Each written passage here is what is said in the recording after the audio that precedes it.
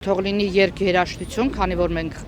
մեր Հայաստանի Հանրապետությունը պիտի ծաղկի բարգավաճի, թող լինի երկերաշտություն, այնքան ենք տխրել, այնքան ենք այդ ապրումներն արել, փորձենք մի քիչ էլ ուրախանալ։ Ոնց որոշեցի գալ եւ ում հետ եք եկել այսօր, տեսնում ենք մենակ չէ։ Օտարերկրյա քաղաքացիներ են, ասեմ ձեզ, որոնք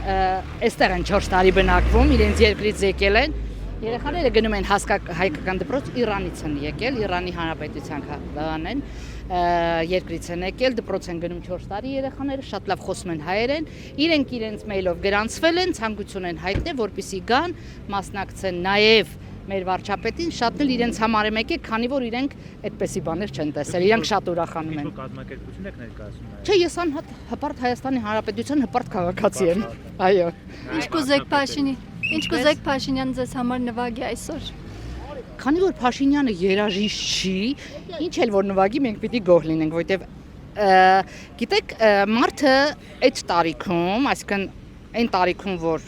հասուն տարիք ունի վերջապես, չէ։ Եթե ձգտում է ինչ-որ մի բան սովորել ու կարողանում է ինչ-որ մի բանի հասնել, դա ողջունելի է։ Ես ինքս բարի նախանձով եմ լսում, քանի որ մենք էլ ենք հասակակից։ Ընդհանրապես մենք 2 օրվա տարբերություն ունենք մեր վարչապետի հետ։ Հասակակիցներ ենք։ Ես էլ նույն թվի այդ ամսին եմ ծնված, ամսի 1-ին պարոն Փաշինյանն ա ծնվել, ամսի 3-ին ես։ Ու ես էլ գծկտեի, որպեսզի կարողանայի իր ջիղը ունենալ։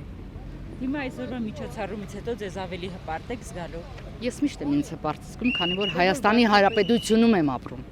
Քանի որ մենք պետություն ունենք, ես այնքան երկիր եմ գնացել, բազմիցս, բայց մեր Հայաստանի Հանրապետության ջերմությունը, մարդկանց վերաբերմունքը ոչ միտեղ չեմ տեսել, անգամ ջուրը։ Այ երբ որ գնում եք երկրորդ օրը անգամ մեր ջրին ես դու կարոտում։ Կապ չունի այսօր Փաշինյանն է մեր ղեկավարը, մենք պիտի պետություն ունենանք։ Կլինի այսօր Փաշինյանը, վաղը կարող է ուրիշը լինի, բայց մեր պետությունը թող կայուն լինի, մեզանով, ժողովրդով։